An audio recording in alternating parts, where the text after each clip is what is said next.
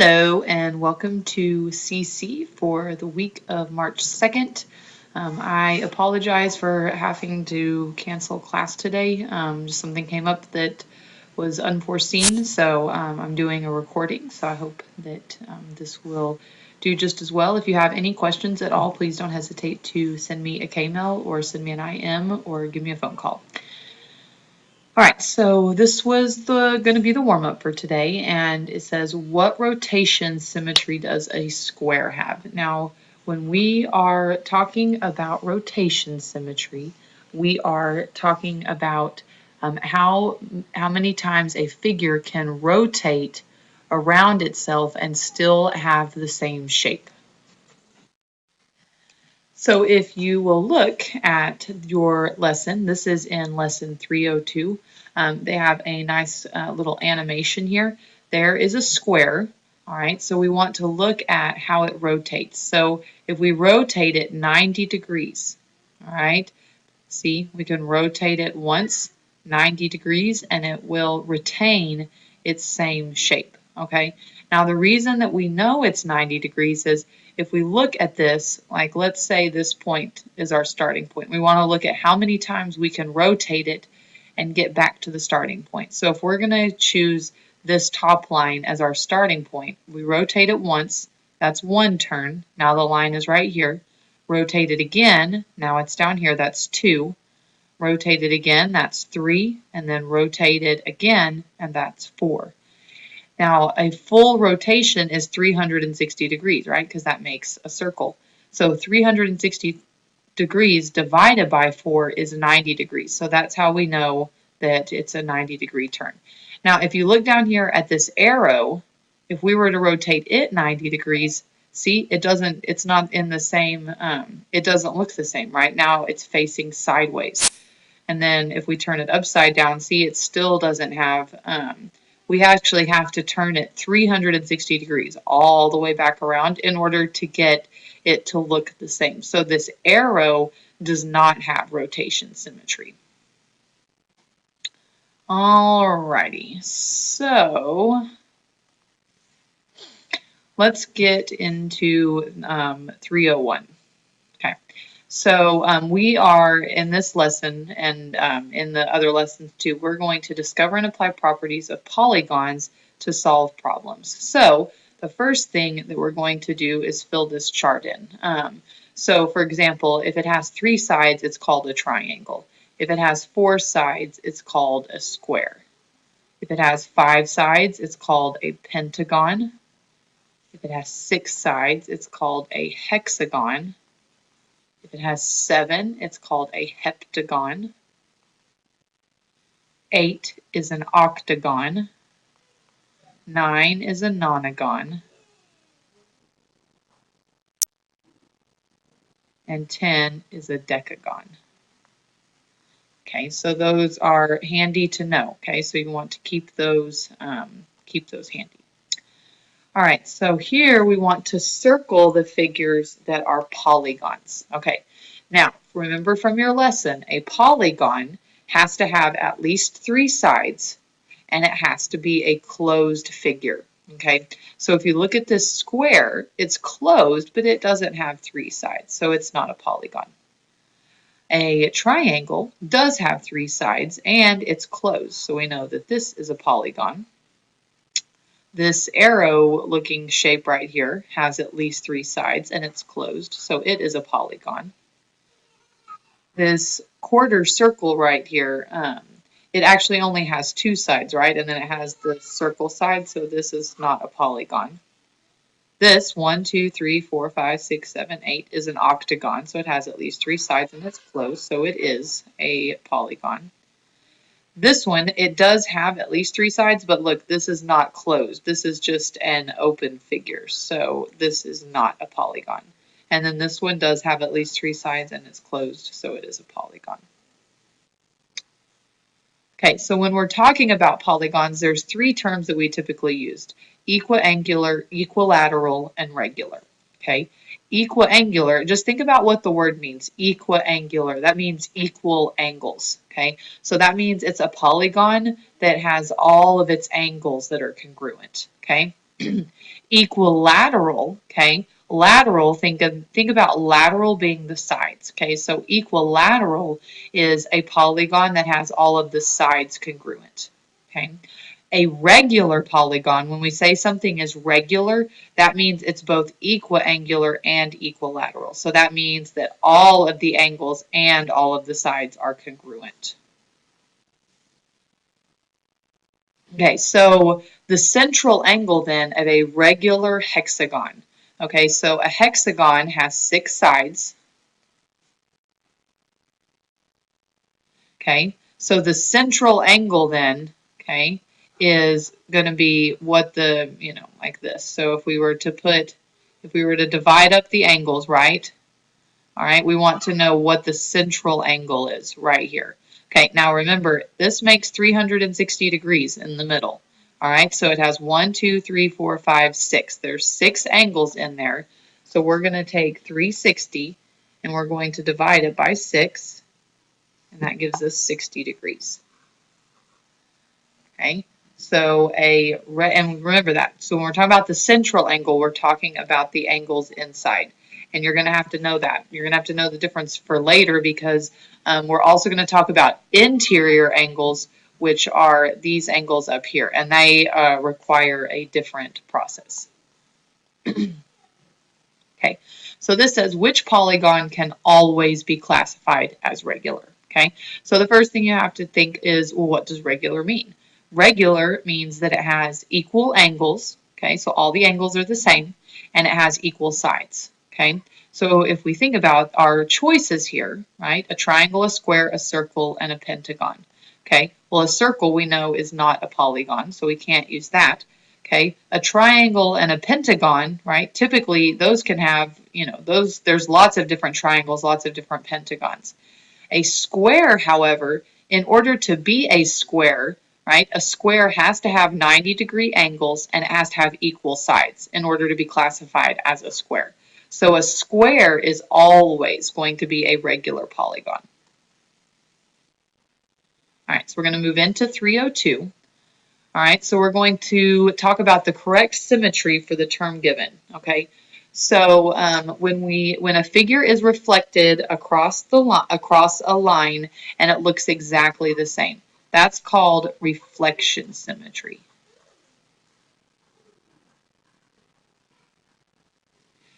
Okay, this says when a figure is rotated less than one full term and retains its original shape. So remember earlier when we talked about the square, right? That's rotation symmetry. Remember how we could rotate the square 4 times, right? 4 different times, and it looked exactly the same. But the arrow, we had to rotate it a full turn, right? This says a figure has to rotate less than one full turn, okay? And then the axis of symmetry is a line drawn through a figure so that one side is a reflection of the other side. Okay, so when we're talking about lines of symmetry, let me see if I can get, no, I'm gonna have to draw it myself. Okay, so when we're talking about lines of symmetry, okay, we're talking about what line can be drawn to make it reflect itself, okay, so a reflection across the side. So if we were to look at this triangle, right, if we drew a line, part of my line, it's not very straight down the middle right there. Okay, notice how this side is a reflection of this side. Okay, so that's one line of symmetry. Okay, we could also draw one right here, right, so that this side looks like this side. And we could also draw one right here so that this side looks like this side. So this triangle has 3 lines of symmetry. Okay, this triangle, all right, this triangle doesn't really have any sides. And one of the ways that you'll know if something has an axis of symmetry is if you were to reflect it across a line and it looks the same. So let's go back to your lesson that we were talking about earlier, and I will show you what that looks like. So if we go back here, reflection symmetry means that if you were to draw a line, so see how we have this line here and we reflected this A across, so it went back. So let me go back again. we reflected it across the line, and see, it still looks like an A, right? So that means that it has reflection symmetry. So then you can draw the line of symmetry down the middle, and if you notice, this side is a reflection of that side, right? If you were to fold this figure in half, like if this was a piece of paper and you were to fold it on this line, all the points would touch each other, okay? That makes it a reflection symmetry. Okay, so let's go back to here. All right, so that's one of the ways that first you know whether it has a line of symmetry at all. So if you look at this triangle, right, if we were to reflect this across a line, right, here's this triangle right here.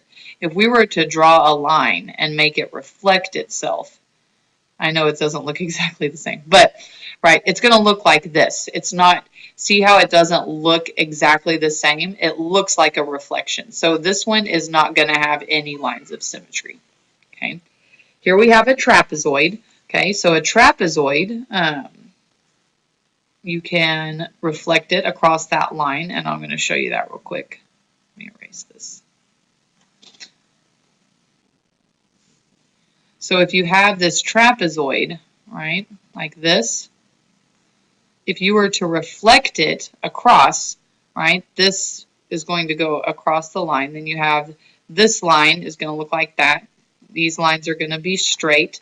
This line's going to come across the top and look like this. So notice how it's the exact same shape, right? So we know it does have reflection symmetry.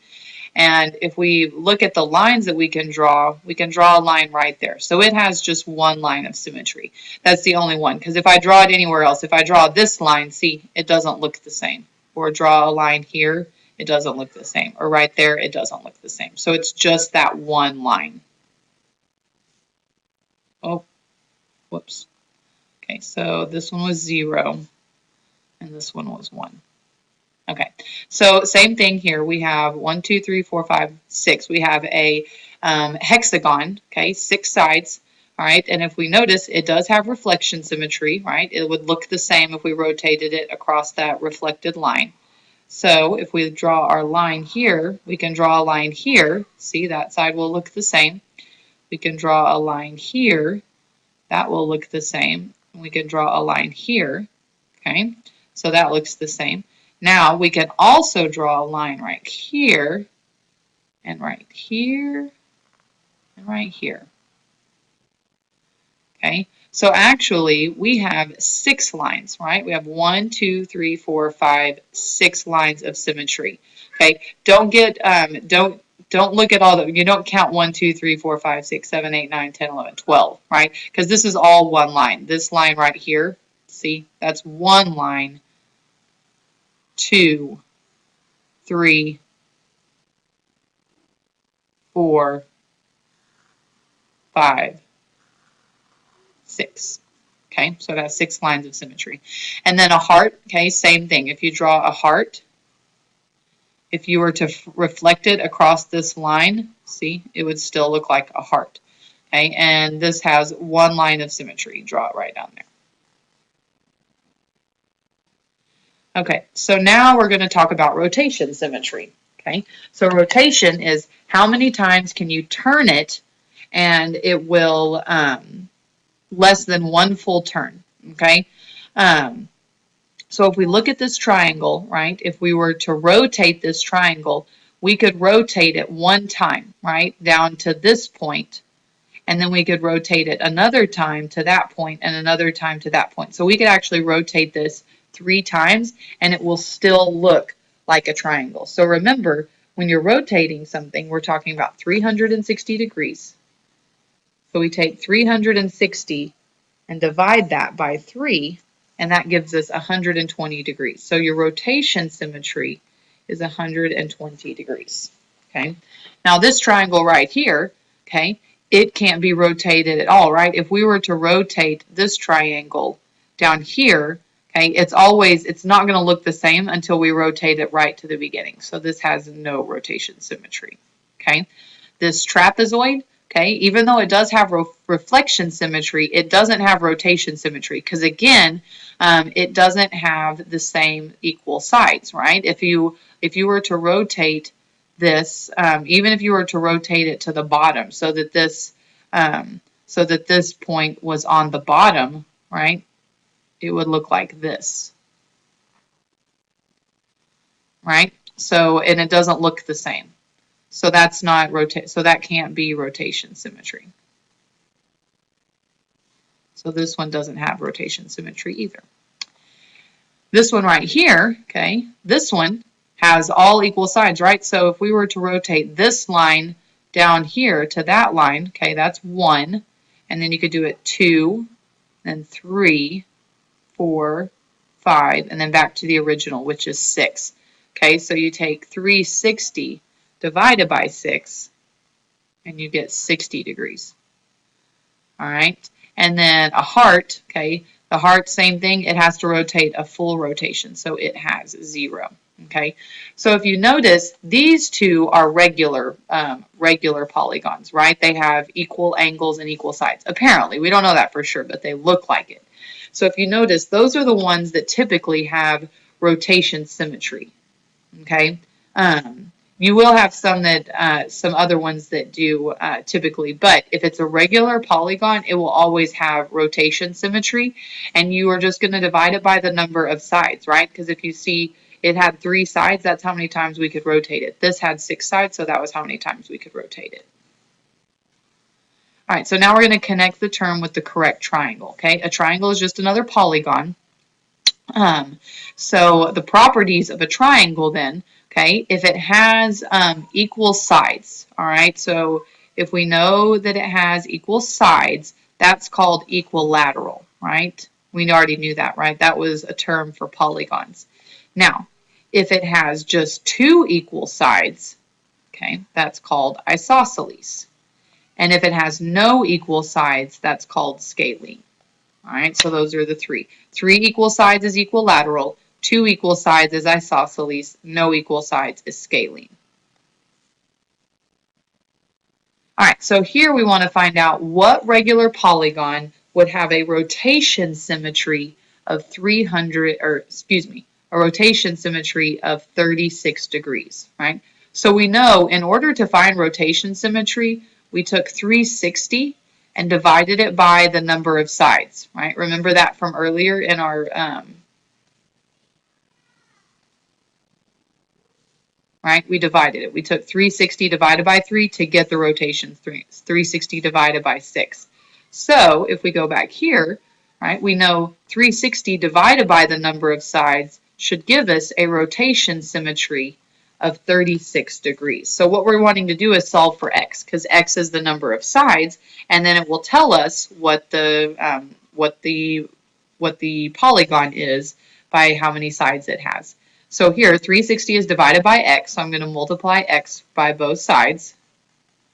That cancels it out, so that gives me 360 equals 36x.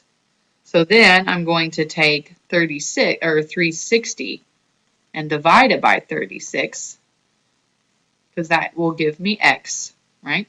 360 divided by 36 is 10.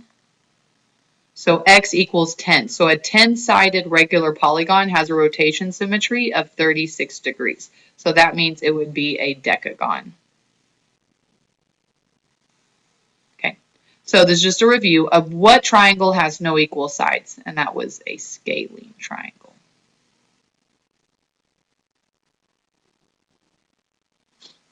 All right, so here's some types of we were gonna name some types of quadrilaterals, but I'm just gonna move on and talk about them.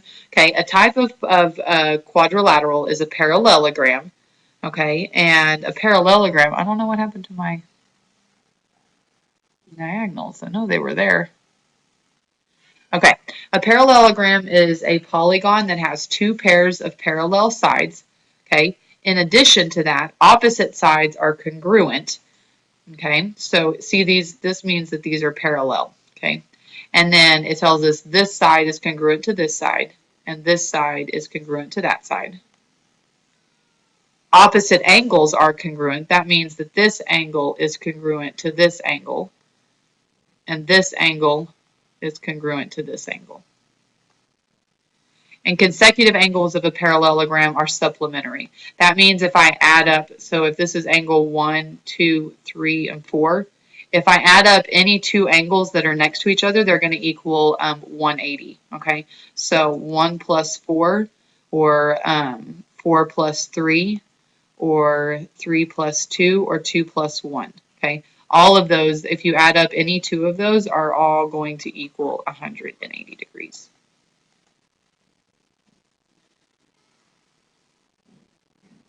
And then we also know that the diagonals bisect each other, okay? So what that means is where they intersect at, that this side is equal to this side, okay?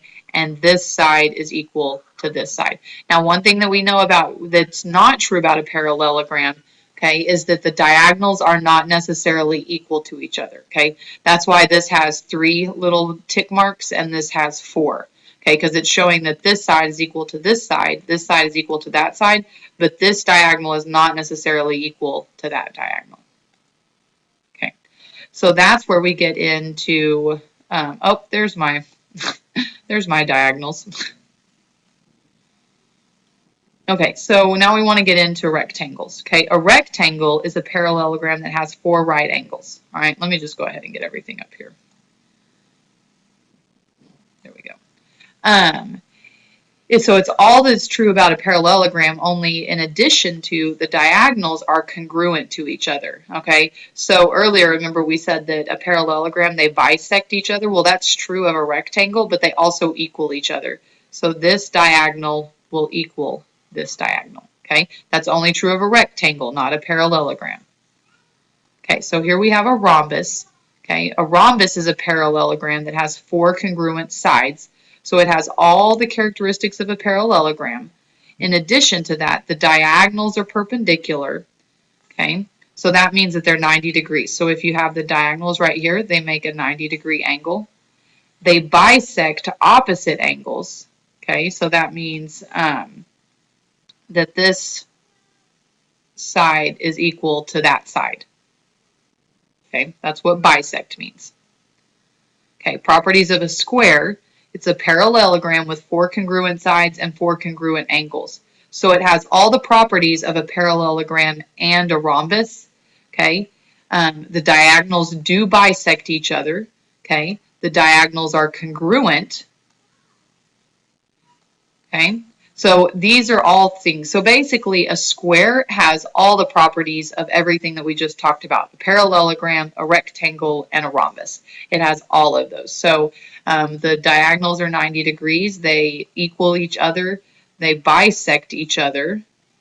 Okay, but they're also equal to each other across the sides. Okay, a trapezoid is a quadrilateral. Its only characteristic is that it has 1 pair of parallel sides. Okay.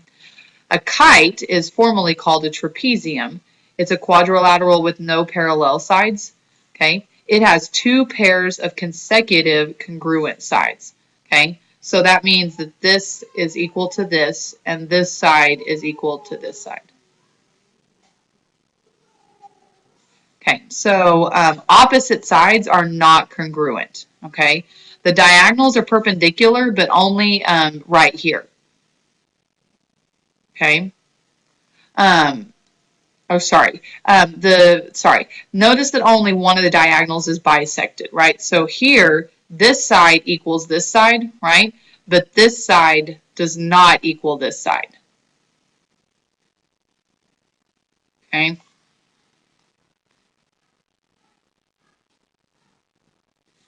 Okay, so which of the following is not a property of a parallelogram? Okay, so remember a parallelogram, it says opposite sides and angles are parallel. So that's true. We know that that's true of a parallelogram. Both sides and angles are congruent. Okay, we know that that's true. Or, excuse me, hold on a second. Okay, so both sides and angles are congruent. All right, so that was true. This says consecutive angles are congruent. Okay, this is false. Okay, because remember what we talked about earlier, consecutive angles, right? The angles next to each other are supplementary. All right, so that's how we would make that statement true. And this is true, that diagonals do bisect each other. Okay, a rectangle has all the properties of a parallelogram plus diagonals are equal or congruent.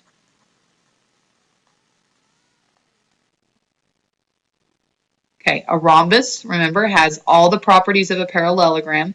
The diagonals are perpendicular, and the diagonals bisect the opposite angles. Okay, so which of the following shapes has diagonals that are congruent? Okay, a parallelogram, a trapezoid, a rhombus, or a square. Okay, now remember, a parallelogram doesn't, right? A trapezoid doesn't. So here, this one is a little confusing, right? Because a rhombus had a lot of the characteristics, but one of them was not that the diagonals are congruent to each other. That was a square. And then what other shape other than a square has the diagonals that are congruent to each other? That's a rectangle.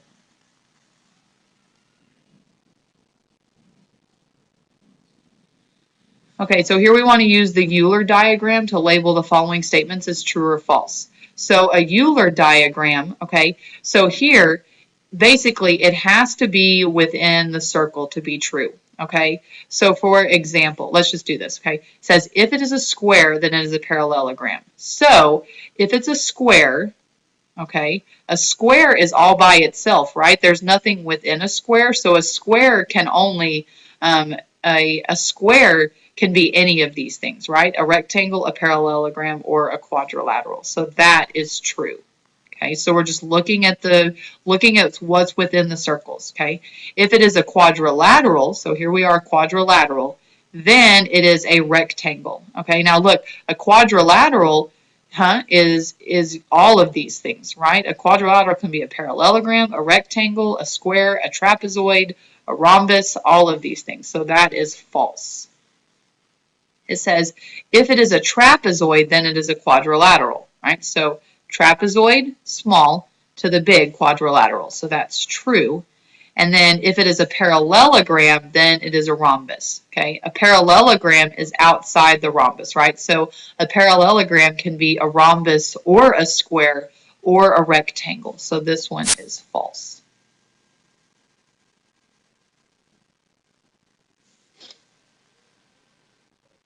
Okay, so it says, given the following figure, what is the measure of line segment BD? Okay, so it says BC is 24 inches. BE is 23.4. The measure of angle ACB, right here, is 71 degrees. And the measure of angle DAB, this big angle, is 120 degrees. And we want to find the measure of line segment BD, okay? So this says that it's a parallelogram, okay? So remember, parallelograms, we know, bisect each other. So we know that this side equals to this side. So we know this is 23.4. So all we have to do is just add them up together. 23.4 plus 23.4 is 46.8. All right, so now we want to find the measure of angle DCA. All right, so here it said that ACB is 71 degrees and DAB is 120 degrees. So I'm wanting this angle right here. Now, a parallelogram, we know that opposite angles are congruent. So we know that this whole angle right here, DCB, right, we know that both of these added up are going to equal 120. So in order to find the answer to this, all we're going to do is take 120 minus 71, which is 49.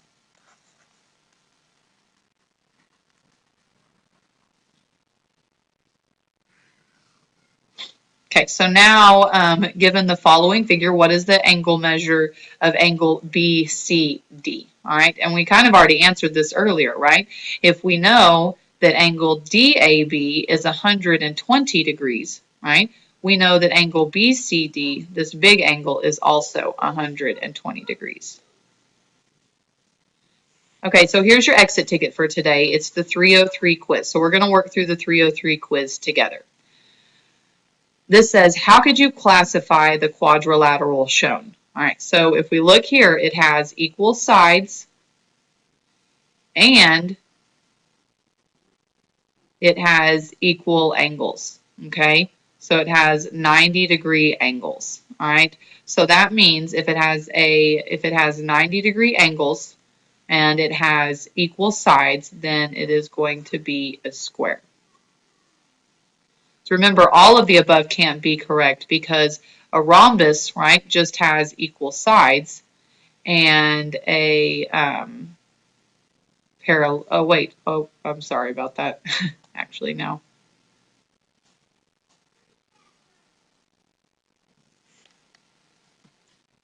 In the midst of my talking, I realized that it is all those, right? Because a square, if it is a square, right, a square can also be a rhombus, which can also be a parallelogram, right? So, and actually, all of the above names are accurate classifications. We could call it any of those things because it has all the characteristics of that.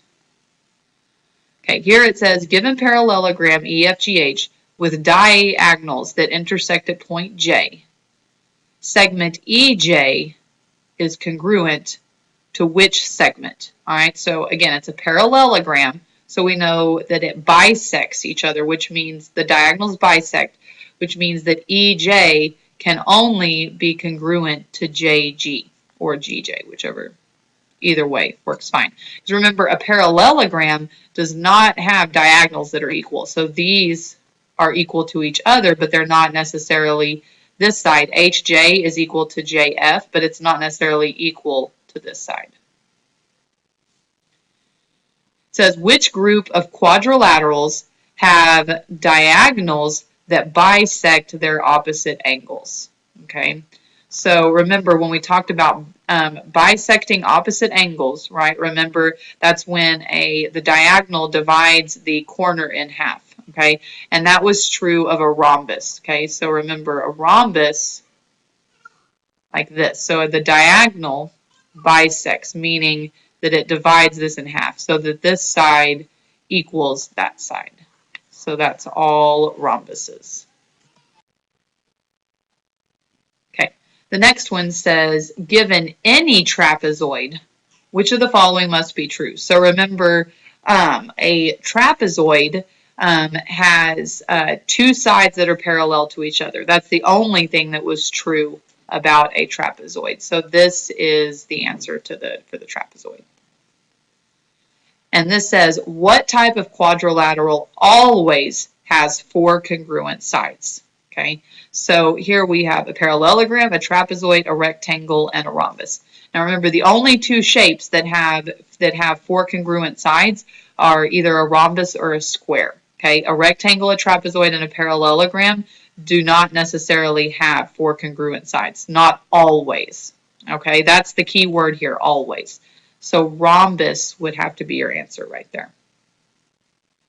And that is the end of this Class Connect. Make sure, again, if you have any questions at all, please email me and let me know. Don't forget to go do this exit ticket. All right, that's how I will take your attendance for today and know that you are here. So again, I hope you have a great day. Thanks.